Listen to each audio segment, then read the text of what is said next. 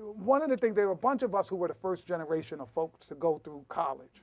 And you're my age, you have children and you have grandchildren. And not only have our children going on to college, our grandchildren, and it's just expected. It just, no one thinks, oh, that child's not going to college. And so some of this is not only what happens to the kids we're working with, it's what's going to happen to generation and because that's, remember, that's what got me into this thing in the first way. Why is it that these groups of kids seem to be stuck here generation after generation after generation? Grandfather to father to son, grandmother to mother to daughter, that these folks are not able to get out of what looks like this really sticky situation. And I think success is when you get someone out, you sort of give the opportunity for that to continue. We want to provide young people with a set of opportunities that prepare them to compete successfully for jobs so that they can take care of themselves and their families and become participating citizens of our country. And I'm increasingly convinced that that means having a post-secondary degree of some sort. So all of our work is leading up to getting those young people through college. One thing that really struck me when I spent time in the elementary school is it just felt different. That in the middle school, every day felt like a crisis. It felt like maybe we were going to get some of these kids back from the brink, but you know, it was like, yeah, a fire alarm every day. Whereas in the elementary school, it felt like, you know, this is just an elementary school. They were still doing an extended day and an extended year. There was a lot of work. There was a lot of intensity. But it didn't feel like a crisis. It just felt like any other school. And in some ways, that was the most promising evidence that I found in that school. Most of the people who do this work after the fact, the work we're doing in the middle school and others, we're trying to get kids to some average, just average. If we get these kids so they're average, we are thrilled. Oh my God, you took them from there, now they're average. That is not allowing people to live up to their potential. It is just not.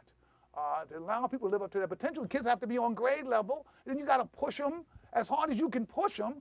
And you know, if you've got kids in the 7th grade on grade level, their horizon is just much higher than if those kids are 2 or 3 years behind on grade level. And so that we've never done in Harlem and places like it. Let's get all these kids on grade level, and then let's push them like hell and see what they'll do with their lives. And we don't know what they'll do. Those kids in math are doing something quite remarkable. So just to give you context, okay, the black-white achievement gap in New York City is, by 3rd grade, is roughly 9 to 10 months worth of schooling. That's how big it is, that the black kids are that far behind. So if you just look at the kids who were fortunate enough to come through Jeff's whole program, the ones who are now there, you'd essentially close the racial achievement gap in math. Okay. I love numbers, and I look at them all day long. I've never seen numbers this big. The willingness of lots of folks in this field to simply walk away from this problem, I think, is somewhat shameful. Some of us who've been working on this for a while, and I think people get really upset that, you know, it's not fixed. Well, neither is cancer, right? I don't anybody thinking we ought not continue the work in that area. I mean, this stuff is hard. I think the deal we make with educators is you don't make a lot of money, but you get a lot of time off, right? And it's a balance. And I think that's the wrong equation. I think it takes more time. I think people have to work Saturdays and Sundays. I think you have to do whatever.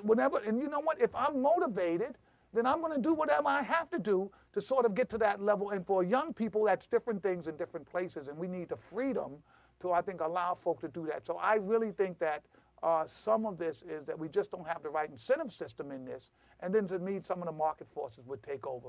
I'm giving that message inside the school. There are people who are giving my kids the opposite message, 24 hours a day, 365 days a year, that you should be a thug, you should get high, you should sell drugs, you should denigrate women, that it's just a constant barrage on these young people, and you almost get pulled into a set of beliefs that you don't even know really where they came from. So this is war. This is really, you know, us against them, and I think that that's we haven't won that war. You know, my board chair, his daughter loves chess. And he decided, he found the best chess instructor in the world for her, right? He's very wealthy, he afforded to do it. And he said, Jeff, wouldn't it be great to do chess in Harlem? I said, I'd love to have some black kids from Harlem beating up on all these private schools. That'd be fun, wouldn't it? I said, yeah. He said, well, we're going to go, and I'm going to get you the same people my daughters use, get the best. And we're going to start chess in 2nd, 3rd grade, like they're doing at Spence and the other schools. And last year, my girls came in number 2 in the country in chess, right? And then they're beating up on these private schools, right? They see the Harlem Children's on, they be, oh, here they come, right? And the people thinking, so what is it about being in Harlem and being black that makes these kids such great chess players? And they're thinking it's because their lives are complicated and they have to move like you know, you have to move 2 spaces and to the right. No, no, no, no, no. The only thing is that they got the same opportunities as everybody else. And they're not all great chess players, but I got 15 who beat anybody in this room.